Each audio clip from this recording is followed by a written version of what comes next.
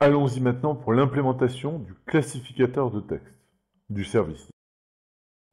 Nous avons copié le text classifier.zip à la racine. Vous allez voir, ça ressemble énormément à ce qu'on a fait pour l'image classification service. Le programme, je vais faire la même chose que j'ai fait pour l'autre. Je vais bien séparer le programme et le startup. Voici. On va créer maintenant la classe startup. Donc ici, add new code file. Voilà.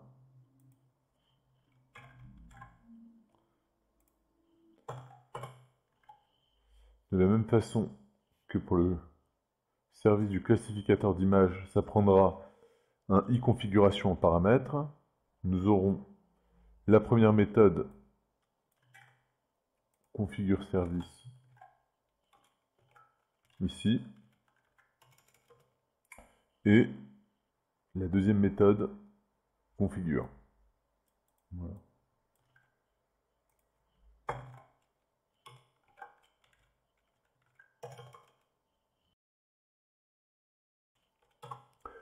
Regardons configure service. Configure service, voici l'implémentation.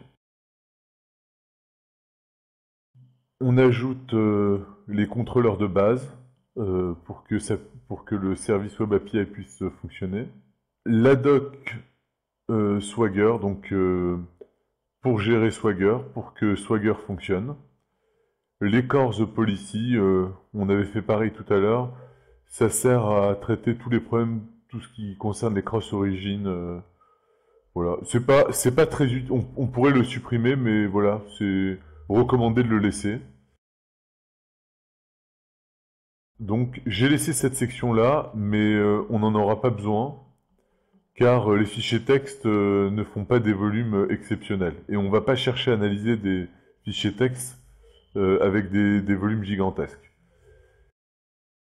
On enregistre donc notre prédicteur. Alors ça demande la classe document_issue que nous avions tout à l'heure définie, qui se trouve dans text application shared. Revoyons sa définition. Donc, si on fait un peak definition, grosso modo, c'est le texte et le label qui constituent cette classe-là. Donc, le texte, ce sera le texte extrait, et le label, ce sera la catégorie de classement. Et on va créer une nouvelle classe, un peu comme pour la classe image prediction. Et donc on va créer ça dans shared, ici. Alors, ici, add, new item.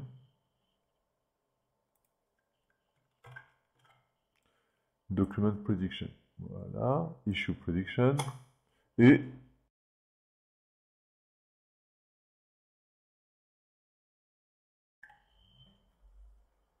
voilà la classe. Alors, il y a effectivement la predicted label qu'on avait vue.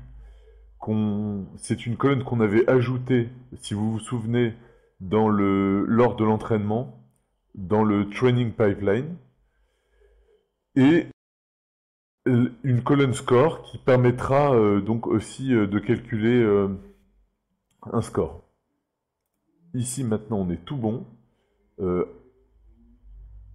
Il nous reste juste cette partie-là à renseigner, mais cette partie-là, elle est vraiment similaire à l'autre. Donc j'ajoute ça ici, comme ceci. Et allons maintenant implémenter le contrôleur.